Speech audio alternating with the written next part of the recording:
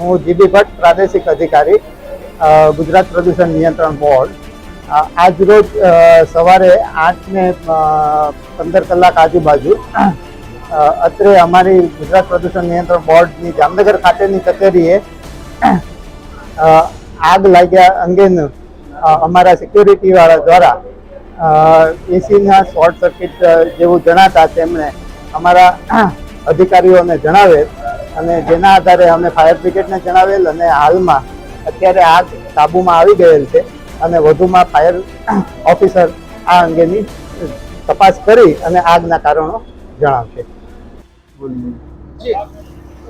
આ દિવસ સવારના પોરમાં મોમાઈ હોટલે અમે હતા અને ત્યારે સીધું ગુજરાત પ્રદૂષણ બોર્ડની ઉપર કચેરી છે, તેમાં ફર્નિચર કામ અને બધું કામ ચાલુ છે. તેમાં ઓચિંતાનો સીધો આગ જ લાગતા સીધા બારીના કાટુટી જતા ખબર પડેલ અને તાત્કાલિક ફાયર શાખાને જાણ કરતા તાત્કાલિક ફાયર શાખાની 2 ટીમ અને બિઝનેસ સાહેબ પોતે પણ અહીંયા તાત્કાલિક સ્થળ ઉપર આવેલ હતા. નિલેશભાઈને પણ જાણ કરેલી હતી અમે ચેરમેન.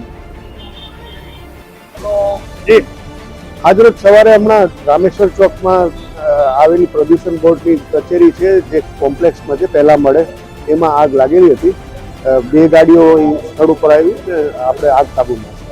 સાહેબ, કેવા આગ લાગી હતી ને શું શું પડી ગયું છે, તેના કારણે? એમાં ફર્નિચર ને બધું હાલ પૂરતું હતું, ભલે હજી ધુમાડા હજી છે જ ચાલુ અંદર, એટલે આખું અંધારું છે, એટલે પછી આગળથી ખબર પડે શું નુકસાની છે એ આપણે હવે પછી તેના કારણે આગ લાગી હજી હાલમાં એક્ઝેક્ટલી કહીને પણ બેઝિક શોર્ટ સર્કિટ થવાના શક્યતા પ્રાથમિક કારણ લગાય. 2 ફાયર ટેન્ડર આવ્યા હતા, એક જ ગાડી તો એક જ યુઝ થઈ, પણ પ્રિકોશનરી બીજો ફાયર ટેન્ડર બોલાય. બાજુમાં નજીકમાં ટ્યુશન ક્લાસ આખું કોમર્શિયલ કોમ્પ્લેક્સ છે. નજીકમાં તો ટ્યુશન ક્લાસ છે. જે બધી વસ્તુઓ આ કોમ્પ્લેક્સમાં છે, મિક્સ ઓક્યુપન્સી છે.